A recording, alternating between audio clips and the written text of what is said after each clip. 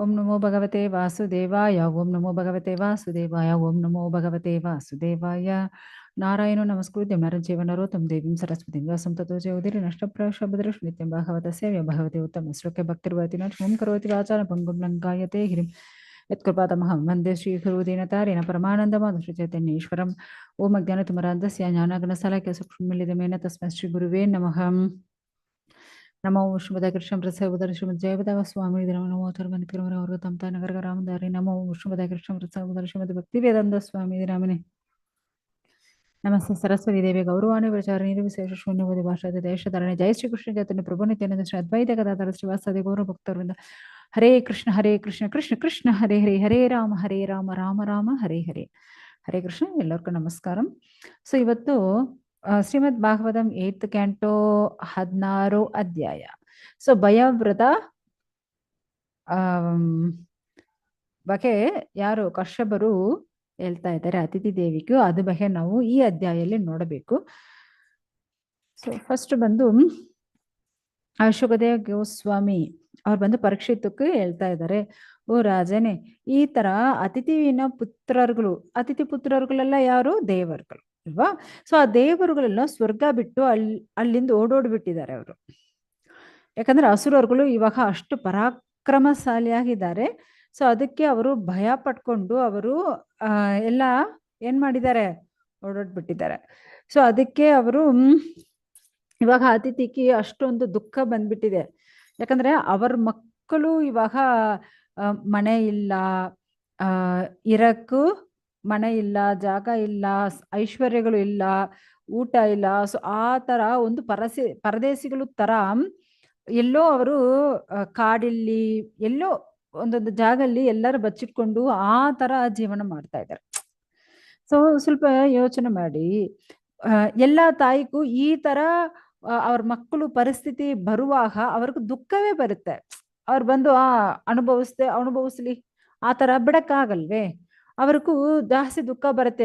ಯಾಕಂದ್ರೆ ಅವ್ರ ಮಕ್ಕಳು ಹತ್ರ ಇಲ್ಲಂದ್ರು ಅವ್ರ ಎಲ್ಲೋ ಒಂದು ಜಾಗದಲ್ಲಿ ಚೆನ್ನಾಗೇ ಇದ್ದಾರೆ, ಆ ತರ ಅಂದ್ರೆ ಅವರು ಸಂತೋಷವಾಗಿರ್ತಾರೆ. ಆದ್ರೆ ಇಲ್ಲಿ ಅವ್ರ ಮಕ್ಕಳೆಲ್ಲ ಯಾರೇ ಅಲ್ಲಿ ಇಲ್ಲ, ಸ್ವರ್ಗದಲ್ಲಿ ಇಲ್ಲ, ಎಲ್ಲ ಅಸುರರುಗಳ ಹತ್ರ ಇರೋ ಭಯದಿಂದ ಎಲ್ಲ ಓಡಾಡ್ಬಿಟ್ಟಿದ್ದಾರೆ, ಮಾಯ ಆಗ್ಬಿಟ್ಟಿದ್ದಾರೆ.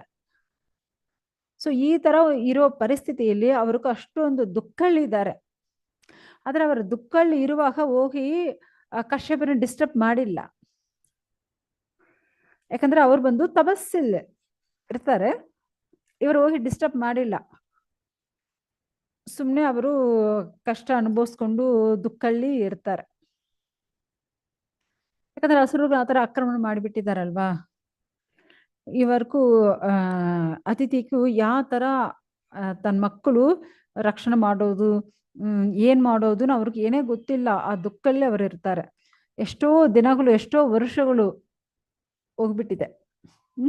ಅವಾಗ ಕಶ್ಯಪರು ಅತಿಥಿ ದೇವಿನ ನೋಡಕ್ಕೆ ಇವಾಗ ಅವರು ಆ ತಪಸ್ಸಿಂದು ಆ ಸಮಾಧಿಯಿಂದ ಆಚೆ ಬಂದು ಅತಿಥಿ ಆಶ್ರಮಕ್ಕೂ ಬರ್ತಾರೆ.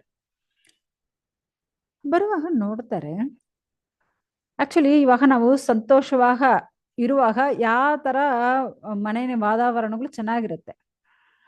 ಅದೇ ನಾವು ದುಃಖದಲ್ಲಿರುವಾಗ ವಾತಾವರಣಗಳು ಚೆನ್ನಾಗಿರಲ್ಲ. ಸೊ ಇವಾಗ ಕಶ್ಯಪರು ನೋಡುವಾಗ ಏನೋ ಒಂದು ಅನಿಸ್ತಾ ಇದೆ, ಏನೋ ಅವರ ಹೆಂಡತಿ ಅತಿಥಿ ದೇವಿ ಏನೋ ದುಃಖದಲ್ಲಿ ಇರ್ತಾರೆ. ಅದಕ್ಕೆ ಇಲ್ಲಿ ವಾತಾವರಣಗಳಾಗಲಿ ಎಲ್ಲ ಒಂದು ತರ ಇರುತ್ತೆ ಅನ್ನೋ ಅವ್ರಿಗೂ ಗೊತ್ತಾಯ್ತು. ಯಾಕಂದ್ರೆ ಕೆಲ ಗಂಡಸರು ಅವರು ಹೆಂಡತಿ ಮುಖ ನೋಡುವಾಗ ಗೊತ್ತಾಗುತ್ತೆ, ಏನೋ ನನ್ನ ಹೆಂಡತಿಗೆ ಇವತ್ತು ಕೋಪ, ಅದಕ್ಕೆ ಅವಳ ಮುಖ ಈ ತರ ಇದೆ, ಏನೋ ಅವಳಕ್ಕೂ ಈ ತರ ಪ್ರಾಬ್ಲಮ್, ಅದಕ್ಕೆ ಅವಳ ಮುಖ ಈ ತರ, ಓ ಇವತ್ತು ಸಂತೋಷವಾಗಿರ್ತಾರೆ, ಅದಕ್ಕೆ ಅವ್ರ ಮುಖ ಈ ತರ ಇರುತ್ತೆ. ಸೊ ಆ ತರ ಅವ್ರ ಮುಖನೇ ನೋಡುವಾಗ ಗೊತ್ತಾಗುತ್ತೆ ಅಲ್ವಾ. ಸೊ ಆ ತರ ಇಲ್ಲಿ ಕಶ್ಯಪರು ಅತಿಥಿ ಹತ್ರ ಕೇಳ್ತಾರೆ, ಓ ಶ್ರೇಷ್ಠವಾಗಿರೋಳೆ, ನೀ ಬಂದು ಯಾವಾಗ ಚೆನ್ನಾಗಿರೋಳು, ಇವಾಗ ನೀವು ಬಂದು ನಿಮ್ಗೆ ಏನಾದ್ರು ಪ್ರಾಬ್ಲಮ್ ಬಂದಿದ್ಯಾ? ಯಾಕಂದ್ರೆ ಒಂದು ಧರ್ಮ ಎಂದು ನೀವೇನೋ ಆಚೆ ಬಂದಿದ್ಯಾ? ಇಲ್ಲಂದ್ರೆ ಯಾರಿಗಾದ್ರು ಏನಾದ್ರು ಪ್ರಾಬ್ಲಮ್ಮಾ? ಏನೋ ಅಮಂಗಲ ಸಂಭವಿಸೋ ತರ ಇಲ್ಲಿ ನಮಗೂ ಕಾಣಿಸ್ತಾ ಇದೆ, ಏನೋ ಅಮಂಗಲ ನಡೀತಿದೆ, ನಡೆದಿದೆ, ಅದಕ್ಕೆ ನೀವು ಈ ತರ ಇದೆಯಾ, ಏನಾಯ್ತು? ನಿಮ್ಗೂ ಏನಾವುದು ಪ್ರಾಬ್ಲಮ್, ಅದಾವುದು ನಿಮ್ಮ ಅದಾவது ಐಶ್ವರ್ಯಲ್ಲಿ ಏನಾವುದು ಕಷ್ಟವಾ, ಇಂದ್ರಿಯ ಸುಖಲಿ ಏನಾವುದು ಕಷ್ಟವಾ, ಮನಸ್ಸು ಚೆನ್ನಾಗಿಲ್ವಾ, ಯಾರಿಗಾவது ನಿನ್ನ ರಿಲೇಷನ್ಗೆ ಏನಾவது ಐತಾ, ಇಲ್ಲಾಂದ್ರೆ ಆಧ್ಯಾತ್ಮಿಕ ಕೆಲಸದಲ್ಲಿ ನೀ ಏನಾದ್ರು ಬಿಟ್ಟಿದೀಯಾ, ಆ ಧರ್ಮಗಳು ಏನಾದ್ರು ಬಿಟ್ಟಿದೀಯಾ? ಸೊ ಈ ತರ ಅವ್ರು ಬಂದು ವಿಚಾರಣೆ ಮಾಡ್ತಾ ಇದ್ದಾರೆ. ಏನಾದ್ರು ಕೊರದಿರ್ಬೋದಲ್ವಾ, ಎಲ್ಲರೂ ಯಾವಾಗ ಪರ್ಫೆಕ್ಟ್ ಆಗಿ ಇರಕ್ಕಾಗಲ್ವೇ? ಸೊ ಅದಕ್ಕೆ ಅವ್ರು ಬಂದು ಏನಾದ್ರು ಕೊರತೆಗಳು ಬಂದಿದ್ಯಾ, ಏನಾಯ್ತು ಆ ತರ ಅವರು ವಿಚಾರಣೆ ಮಾಡ್ತಾ ಇದ್ದಾರೆ. ಅದೇ ತರ ನಿನ್ ಫ್ಯಾಮಿಲಿಲಿ ಯಾವ್ದು ಪ್ರಾಬ್ಲಮ್ ಬಂದಿದ್ಯಾ, ಇಲ್ಲಾಂದ್ರೆ ನೀವು ಬಂದು ಇದು ನಮ್ಮ ಮನೆಗೆ ಈ ತರ ಅತಿಥಿಗಳು ಗೆಸ್ಟ್ ಬರ್ತಾರಲ್ವಾ, ಸೊ ಅವ್ರಿಗೂ ನೀವು ಏನಾದ್ರು ಇರೆಸ್ಪೆಕ್ಟಿವ್ ಮಾಡಿಬಿಟ್ಟಿದ್ಯಾ? ಯಾಕಂದ್ರೆ ಅತಿಥಿ ದೇವೋ ಭವ, ಸೊ ಅವ್ರನ್ನೆಲ್ಲ ನಾವು ಚೆನ್ನಾಗಿ ನೋಡ್ಕೋಬೇಕು. ಸೊ ಆ ತರ ಏನಾದ್ರು ಪ್ರಾಬ್ಲಮ್ ಬಂದಿದ್ಯಾ, ನೀವು ಅವ್ರಿಗೆ ರೆಸ್ಪೆಕ್ಟ್ ಕೊಡೋದ್ರಲ್ಲಿ ಏನಾದ್ರು ಕೊರತೆ ಮಾಡಿಬಿಟ್ಟಿದ್ಯಾ ಏನು? ಸೊ ಈ ತರ ಅವ್ರು ಬಂದು ಕೇಳ್ತಾ ಇದ್ದಾರೆ, ಅವ್ರಿಗೆ ಚೆನ್ನಾಗಿ ಊಟ ಕೊಟ್ಟಿಲ್ವಾ, ಇಲ್ಲಾಂದ್ರೆ ಏನಾಯ್ತು? ಯಾಕಂದ್ರೆ ಇವಾಗ ನೋಡಿ ಅದೇ ತರ ಸಗುಣಗಳು ಇರುತ್ತೆ ಇಲ್ವಾ? ಸೊ ನಾವು ಚೆನ್ನಾಗಿರುವಾಗ ಅಲ್ಲಿರೋ ಸಗುಣಗಳು ಚೆನ್ನಾಗಿರುತ್ತೆ, ಆ ವಾತಾವರಣ ಚೆನ್ನಾಗಿರುತ್ತೆ. ಅದೇ ನಾವೇನೋ ಒಂದು ದುಃಖ ಬಂದಿರುವಾಗ ಅಲ್ಲಿ ನೋಡಿದ್ರೆ ನಾಯಿ ಒಂದು ತರ ಅಳೋ ತರ ಇರುತ್ತೆ, ಏನೋ ಒಂದೊಂದು ತರ ನಡೀತೆ ಅಲ್ವಾ? ಸೊ ಆ ತರ ಅಲ್ಲಿರೋ ವಾತಾವರಣ ಡಿಫ್ರೆಂಟ್ ಆಗಿದೆ, ಅದಕ್ಕೆ ಅವರು ಆ ತರ ಕೇಳ್ತಾ ಇದ್ದಾರೆ ಅಲ್ವಾ? ಸೊ ಅದಕ್ಕೆ ಅವ್ರು ಕೇಳ್ತಾ ಇದ್ದಾರೆ, ಏನಾಯ್ತು ನೀವು ಬಂದು ಅಷ್ಟೊಂದು ಶ್ರೇಷ್ಠಳು, ಮಂಗಳಕರವಾದ ಇರೋಳು ನೀವು. ಅದೇ ತರ ನಾವು ಇಲ್ಲಿ ಇಲ್ಲ, ಅದಾದ ಅವರು ತಪಸ್ಸಲ್ಲಿ ಇರೋ ಆ ಸಮಯಲ್ಲಿ ಯಾಕಂದ್ರೆ ಎಲ್ಲಾರು ಮನೆಯಲ್ಲಿ ಆ ಯಜ್ಞ ಮಾಡೋ ಆ ಅಗ್ನಿಕುಂಡ ಇರುತ್ತೆ, ಅದಕ್ಕೆ ಚೆನ್ನಾಗಿ ನೇ ಬಿಡೋದು ಅದೆಲ್ಲ ನೋಡ್ಕೊಳ್ಳೋದು ಯಾರ ಕರ್ತವ್ಯ? ಹೆಂಗಸರು. ಸೊ ಆ ತರ ಏನಾದ್ರು ಬಿಡೋ ಏನಾದ್ರು ಪ್ರಾಬ್ಲಮ್ ಆಯ್ತಾ, ನಿನ್ ಕುಟುಂಬಸ್ಥರುಗಳು ಸೊ ಅಲ್ಲಿ ಏನಾದ್ರು ಪ್ರಾಬ್ಲಮ್ ಆಗಿದ್ಯಾ, ಏನಾಯ್ತು? ಅವ್ರು ಬಂದು ಕೇಳ್ತಾ ಇದ್ದಾರೆ. ಯಾಕಂದ್ರೆ ಭಗವಂತ ಎಲ್ಲಾರ ಒಳಗಡೆ ಇರ್ತಾನೆ, ಭಗವಂತ ಇಲ್ಲದೊಂದು ಜಾಗ ಏನಿಲ್ಲ. ಸೊ ಆ ತರ ನೀವ್ ಏನಾದ್ರು ಪಾರ್ಶಾಲಿಟಿ ಮಾಡಿಬಿಟ್ಟಿದ್ಯಾ, ಯಾಕಂದ್ರೆ ಬ್ರಾಹ್ಮಣರುಗಳು ಸೊ ಈ ತರ ಇವರು ದೊಡ್ಡವರು ಇವರು ಚಿಕ್ಕವರು, ಸೊ ಆ ತರ ಏನಾದ್ರು ಪಾರ್ಶಾಲಿಟಿ ಮಾಡಿಬಿಟ್ಟಿದ್ಯಾ? ಯಾಕಂದ್ರೆ ಭಕ್ತರು ಯಾವಾಗ ಎಲ್ಲಾನು ಸಮವಾಗಿ ನೋಡ್ಕೋಬೇಕು. ಸೊ ಈ ಬರ್ಧ ಭಕ್ತರುಗಳು ಏನ್ ಮಾಡ್ತಾರೆ, ಆ ತರ ಪಾರ್ಶಾಲಿಟಿ ಎಲ್ಲ ಮಾಡೋರು. ಪರ್ಫೆಕ್ಟ್ ಭಕ್ತರು ಯಾರು ಆ ತರ ಪಾರ್ಶಾಲಿಟಿ ಮಾಡೋದಿಲ್ಲ. ಸೊ ಅದಕ್ಕೆ ಅವ್ರು ಬಂದು ಕೇಳ್ತಾ ಇದ್ದಾರೆ. ಸೊ ಲಾಸ್ಟ್ ಇವಾಗ ಕೇಳ್ತಾರೆ, ನಿನ್ ಪುತ್ರರುಗಳು ದೇವರುಗಳು ಅವರೆಲ್ಲ ಚೆನ್ನಾಗಿದ್ದಾರಾ? ನಿನ್ ಮುಖ ಯಾಕೆ ಈ ತರ ಇದೆ, ಏನೋ ನಿನ್ ಮನಸ್ಸು ಏನೋ ದುಃಖಲ್ಲಿ ಇರೋ ತರ ಇದೆ, ಯಾಕೆ ಏನ್ ಪ್ರಾಬ್ಲಮ್ಮು ನೋಡಿ, ಎಷ್ಟು ಪ್ರಶ್ನೆ ಕೇಳ್ಬಿಟ್ಟಿದ್ದಾರೆ. ಸೊ ಇವಾಗ ಅತಿಥಿ ದೇವಿ ಮಾತಾಡೋಕ್ಕೂ ಶುರು ಮಾಡ್ತಾರೆ. ನನ್ ಗಂಡ ಶ್ರೇಷ್ಠವಾದ ಬ್ರಾಹ್ಮಣನೇ, ಇಲ್ಲಿ ಬಂದು ಬ್ರಾಹ್ಮಣರುಗಳು ಹಸುಗಳು ಧರ್ಮ ಎಲ್ಲ ನಾವು ಬಂದು ಪರ್ಫೆಕ್ಟ್ ಆಗಿ ಮಾಡಿದೀನಿ. ಓಕೆ, ಸೊ ಗಂಡ ಇರುವಾಗ ಆಗ್ಲಿ ಅವರ ಆಚೆ ಎಲ್ಲ ಹೋಗಿ ಇರುವಾಗ ಆಗ್ಲಿ ಧರ್ಮ ಅರ್ಥ ಕಾಮ ಎಲ್ಲ ಪರ್ಫೆಕ್ಟ್ ಆಗಿ ಬಂದು ಮಾಡಿದ್ದೇನೆ. ಸೊ ಅದು ಬಂದು ಒಂದು ದೊಡ್ಡ ವಿಷಯ ಇಲ್ಲ. ಸೊ ಅದೆಲ್ಲ ಬಂದು ನಾವು ಪರ್ಫೆಕ್ಟ್ ಆಗಿದ್ದೀನಿ. ಅದೇ ತರ ಅಗ್ನಿ ಮತ್ತೆ ರಿಲೇಷನ್ಸ್ ಬರ್ತಾರಲ್ವಾ ಅತಿಥಿಗಳು, ಅವರು ಮತ್ತೆ ನಮ್ಮ ಮನೇಲಿ ಕೆಲಸ ಮಾಡೋ ನೌಕರುಗಳು, ಮತ್ತೆ ಪಿಚ್ಚ ಕೇಳೋ ವಿಕಾರಿಗಳು, ನಾವು ಬಂದು ಎಲ್ಲರನ್ನು ಚೆನ್ನಾಗಿ ನೋಡ್ಕೊಳ್ತಾ ಇದ್ದೀನಿ. ಅವ್ರಿಗೆಲ್ಲ ಏನ್ ಕೊರದ ಮಾಡಿಲ್ಲ. ಅದೇ ತರ ಧರ್ಮ ಫಾಲೋ ಮಾಡೋದ್ರಲ್ಲಿ ಏನೊಂದು ತಪ್ಪು ನಾವು ಮಾಡಿಲ್ಲ. ಯಾಕಂದ್ರೆ ನಿನ್ ಹೆಂಡತಿ ಅಲ್ವಾ ನಾನು. ಸೊ ನಾವು ಬಂದು ನೀವು ತಪಸ್ಸಲ್ಲಿರುವಾಗ ನಾವು ಬಂದು ಅದೆಲ್ಲ ಪರ್ಫೆಕ್ಟ್ ಆಗಿ ಫಾಲೋ ಮಾಡ್ತಾ ಇದ್ದೀನಿ. ಯಾಕಂದ್ರೆ ನೀವು ಆ ತರ ಉಪದೇಶ ಮಾಡಿ ಇಟ್ಟಿದ್ದೀರಲ್ವಾ, ಸೊ ಆ ಉಪದೇಶ ನಾವು ಬಂದು ಪರ್ಫೆಕ್ಟ್ ಆಗಿ ಫಾಲೋ ಮಾಡ್ತಾ ಇದ್ದೀನಿ. ಸೊ ಆ ತರ ಪರ್ಫೆಕ್ಟ್ ಆಗಿ ಫಾಲೋ ಮಾಡುವಾಗ ನನ್ಗೆ ಏನಾದ್ರು ಕೊರತೆ ಬರುತ್ತಾ ಏನು? ಏನಿಲ್ಲ. ಆದ್ರೆ ಮರಿಚಿ ಪುತ್ರ, ಏನಾಯ್ತು ಅಂದ್ರೆ ಅಸುರರುಗಳು ದೇವರುಗಳು ಇಬ್ಬರನ್ನೇ ಸಮವಾಹ ನೋಡೋರು ಯಾರು ಅಂದ್ರೆ ಆ ದೇವೋತ್ತಮ ಪರಮ ಪುರುಷ. ಅದೇ ತರ ನೀವು ಅದೇ ತರ ಸಮವಾಹ ನೋಡ್ತೀರ. ಯಾಕಂದ್ರೆ ಅತಿಥಿ ಮಕ್ಕಳು ದೇವರುಗಳು, ಅವರು ಕಶ್ಯಪರ ಮಕ್ಕಳೇ. ತಿಥಿ ಮಕ್ಕಳು ಅಸುರಗಳು, ಅದು ಕಶ್ಯಪರ ಮಕ್ಕಳೇ. ಇವಾಗ ನೋಡಿ, ಇವಾಗ ಒಂದು ತಂದೆ ಇಬ್ಬರನ್ನ ಸಮವಾಹ ನೋಡ್ತಾರ, ಇಲ್ಲಾಂದ್ರೆ ಪಾರ್ಶಾಲಿಟಿ ಮಾಡ್ತಾರ? ಪಾರ್ಶಾಲಿಟಿ ಮಾಡಕ್ಕಾಗಲ್ಲ, ಯಾಕಂದ್ರೆ ಇಬ್ರು ಅವ್ರ ಮಕ್ಕಳೇ. ದೇವರುಗಳು ಅವ್ರ ಮಕ್ಕಳೇ, ಅಸುರರುಗಳು ಅವ್ರ ಮಕ್ಕಳೇ. ಸೊ ಭಗವಂತ ಯಾವಾಗ ಆ ತರ ಪಾರ್ಶಾಲಿಟಿ ಮಾಡಲ್ಲ, ಅದೇ ತರ ನೀವು ಯಾವಾಗ ಪಾರ್ಶಾಲಿಟಿ ಮಾಡಲ್ಲ. ಸೊ ಆಕ್ಚುಲಿ ಸತ್ವಗುಣ, ರಜೋಗುಣ, ತಮೋಗುಣ ಈ ತರ ನಾವು ಬೌದ್ಧಿಕ ಲೋಕದಲ್ಲಿ ಸಿಕ್ಕಾಕೊಂಡಿದೀವಿ. ನೀವು ಆ ಭಗವಂತ ತರ ಯಾವಾಗ ಸಮವಾಗ ಇರೋರು ನೀವು. ಆದ್ರೆ ಭಕ್ತರಕ್ಕೂ ಮಾತ್ರ ಸ್ಪೆಷಲ್ ಕರುಣೆ ತೋರಿಸೋರು ಯಾರು? ಆ ದೇವೋತ್ತಮ ಪರಮ ಪುರುಷ. ಸೊ ಅದೇ ತರ ಓ ನನ್ನ ಯಜಮಾನ್ರೆ, ನಾವು ಬಂದು ನಿಮ್ಗೂ ಒಂದು ನೌಕರಾಣಿ ತರ ಸೇವೆ ಮಾಡೋಳು, ನಿನ್ ಹೆಂಡತಿ. ಸೊ ನನ್ಗೂ ಒಂದು ಕರುಣೆ ತೋರಿಸಿ ಸ್ವಾಮಿ.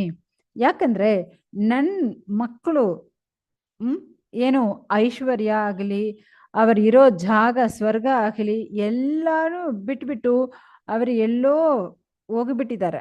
ಯಾಕಂದ್ರೆ ಅಸುರರುಗಳು ಅವ್ರನ್ನೇ ಆ ತರ ಹಿಂಸೆ ಕೊಟ್ಟು ಎಲ್ಲರೂ ದೇವರುಗಳೇ ಅಲ್ಲಿ ಇಲ್ಲ, ಎಲ್ಲರೂ ಆ ಜಾಗ ಬಿಟ್ಟು, ಮನೆ ಬಿಟ್ಟು, ಐಶ್ವರ್ಯ ಬಿಟ್ಟು ಎಲ್ಲ ಓಡೋಡಿ ಬಿಟ್ಟಿದ್ದಾರೆ.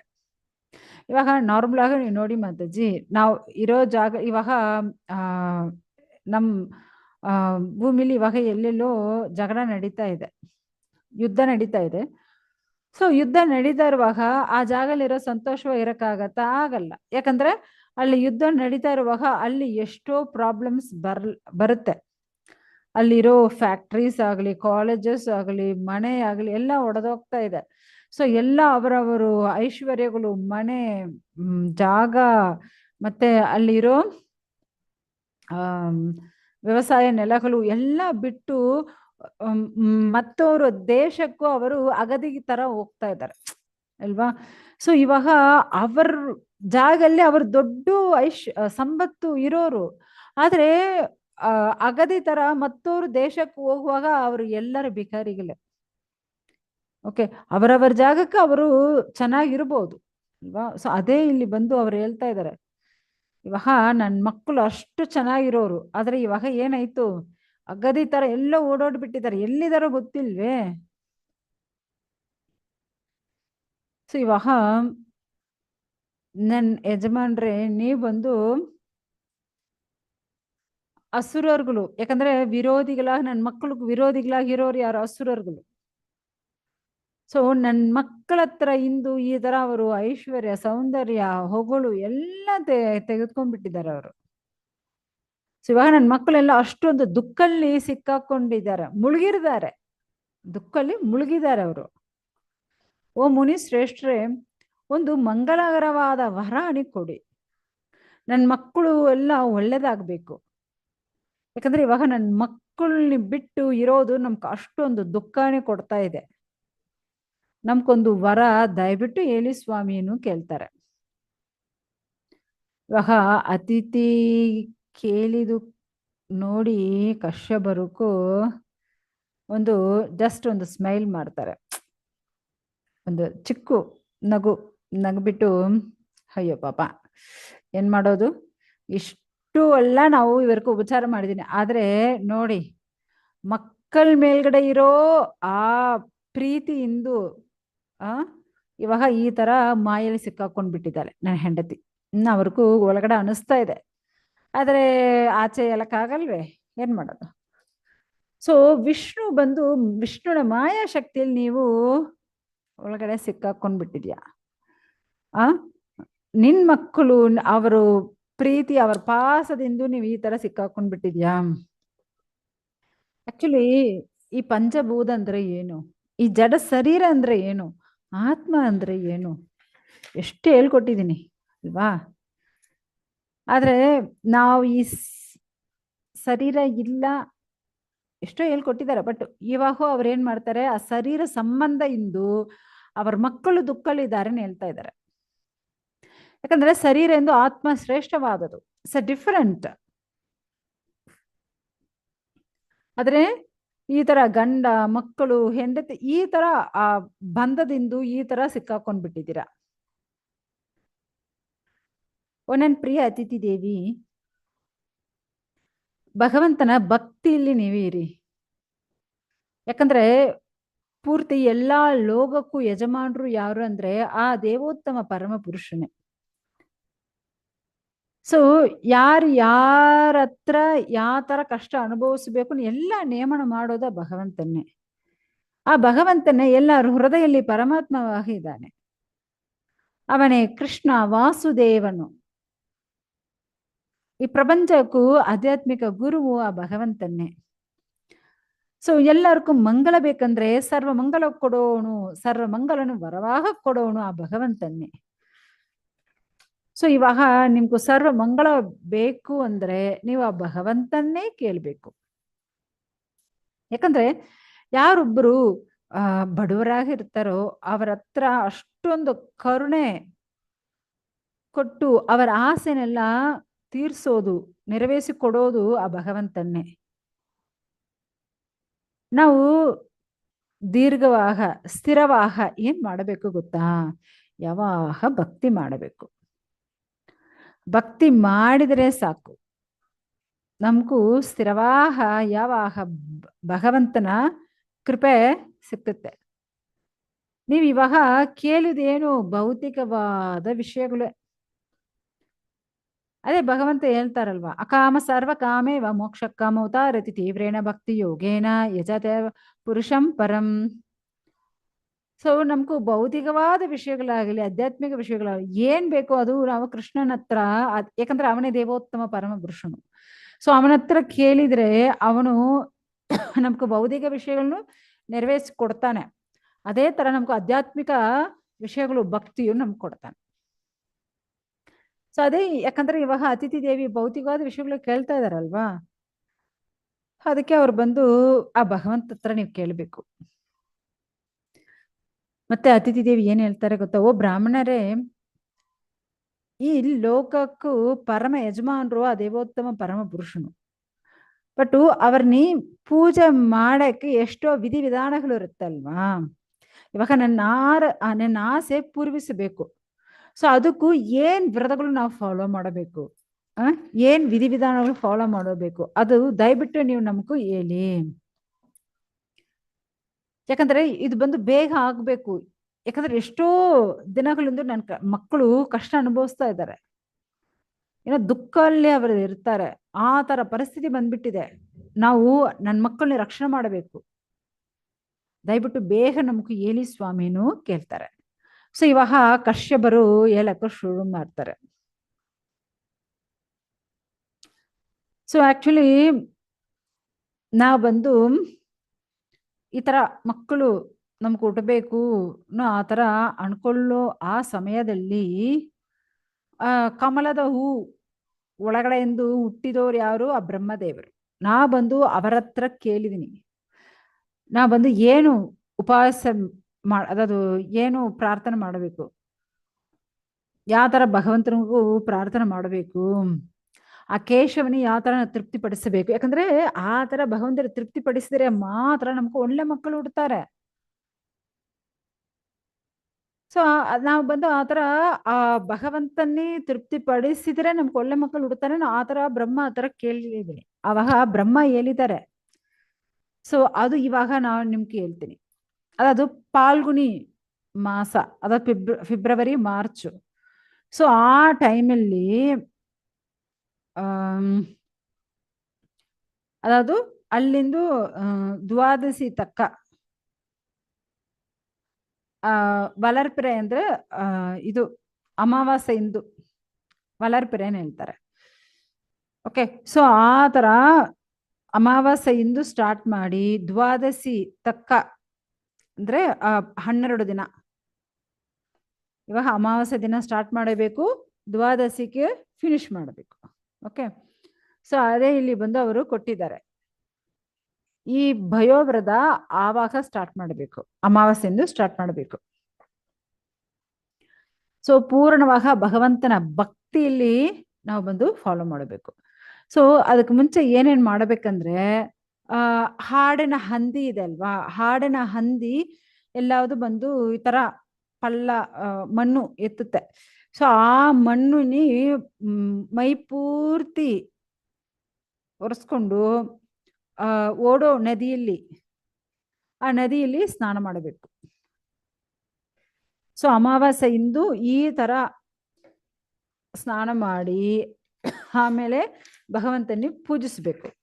ಸೊ ಏನ್ ಮಂತ್ರಗಳು ಅಂದ್ರೆ ತ್ವಂ ದೇವಿ ಆದಿವರಾಹೇನಂ ರಸಾಯ ಸ್ಥಾನಂ ಇಚ್ಛತಾಂ ಉತ್ರುತಾಸಿ ನಮಸ್ತುಭ್ಯಂ ಪಾಪ್ಮಾನಂ ಮೇ ಪ್ರಣಾಚಯ. ಓ ಶ್ರೇಷ್ಠವಾದ ಭೂಮಿ ದೇವಿ, ಇಲ್ಲಿ ಬಂದು ಆ ಹಂದಿ ರೂಪಲ್ಲಿ ಭಗವಂತ ವರಾಹರು ಬಂದು ಆ ದೇವೋತ್ತಮ ಪರಮ ಪುರುಷ ನಿಮ್ಮನ್ನೇ ರಕ್ಷಣೆ ಮಾಡಿದ್ದಾರೆ. ನಿಮ್ಮ ಹತ್ರ ಇರೋ ಎಲ್ಲ ದುಃಖಗಳು ಎಲ್ಲ ಹೋಯ್ತು. ಸೊ ಆ ತರ ನಿಮ್ಮನ್ನೇ ರಕ್ಷಣೆ ಮಾಡಿದ ಆ ದೇವೋತ್ತಮ ಪರಮ ಪುರುಷನೇ. ಸೊ ನಾವು ಡೈಲಿ ಮಾಡೋ ನಮ್ಮ ಕರ್ತವ್ಯಗಳೆಲ್ಲ ಮಾಡಬೇಕಂತೆ. ಮತ್ತೆ ಭಗವಂತನ ವಿಗ್ರಹಗಳು ಇಟ್ಟು ಷೋಡಶೋಪಚಾರಗಳು ಮಾಡಬೇಕು.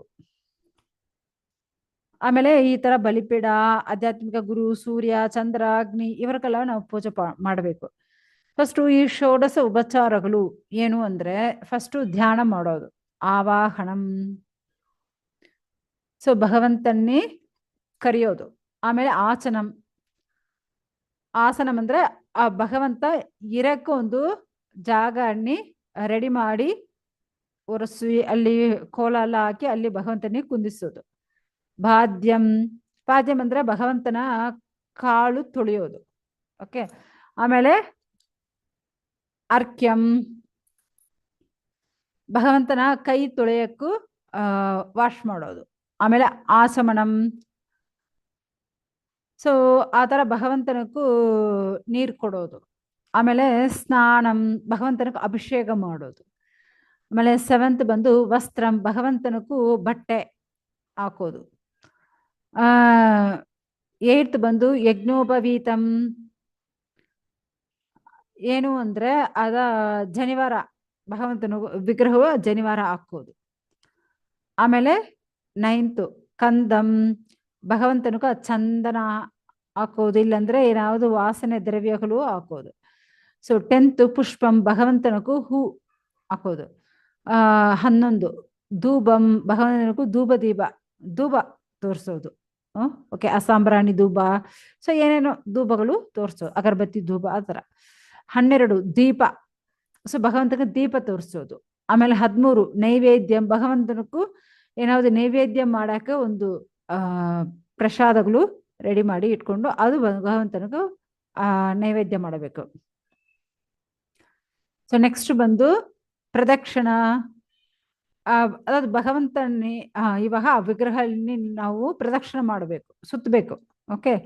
ಆಮೇಲೆ 15 ನಮಸ್ಕಾರಂ, ಅದಾದ ಭಗವಂತನೇ ನಮಸ್ಕಾರ ಮಾಡೋದು.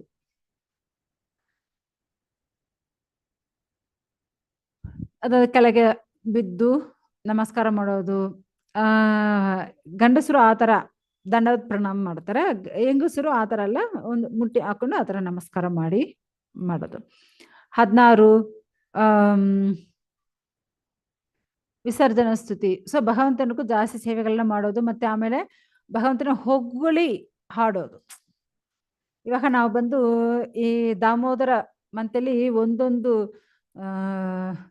ಸ್ತುತಿಗಳು ಹೇಳಿದಿನ, ಯಾಕಂದ್ರೆ ಆ ಸ್ತುತಿಗಳೆಲ್ಲ ನಾವು ಈ ಜಾಗದಲ್ಲಿ ಭಗವಂತನಕ್ಕೂ ನಾವು ಬಂದು ಹೇಳ್ಬೋದು. ಇವಾಗ ನಾರದ ಪಂಚರಾತ್ರಲ್ಲಿ ಯಾವ ತರ ನಾವು ಬಂದು ಭಗವಂತ ಕೃಷ್ಣನಕ್ಕೂ ಆರಾಧನೆ ಮಾಡಬೇಕು, ರಾಧಾಕೃಷ್ಣನ ಯಾವ ತರ ನಾವು ಪೂಜಿಸಬೇಕು, ಈ ತರ ಈ ಷೋಡಶ ಉಪಚಾರಗಳು ಯಾರು ಹೇಳಿದ್ದಾರೆ, ನಾರದರು ನಮ್ಗೂ ಕೊಟ್ಟಿದ್ದಾರೆ. ಸೊ ಈ 16 ಷೋಡಶ ಉಪಚಾರಗಳು ಭಗವಂತನಿಗೋಸ್ಕರ ಈ 16 ಷೋಡಶ ಉಪಚಾರಗಳು ನಾವು ಮಾಡಬೇಕು. ಓಕೆ. ಸೊ ಈ ತರ ಏನು ಅಷ್ಟು ಪರ್ಫೆಕ್ಟ್ ಆಗಿ ಅಲ್ಲಿ ಬಂದು ಉಪಚಾರಗಳು ಮಾಡಬೇಕು. ಒಂದು ನಿಮಿಷ. ಹ್ಮ್, ಹ್ಮ್, ಹ್ಮ್.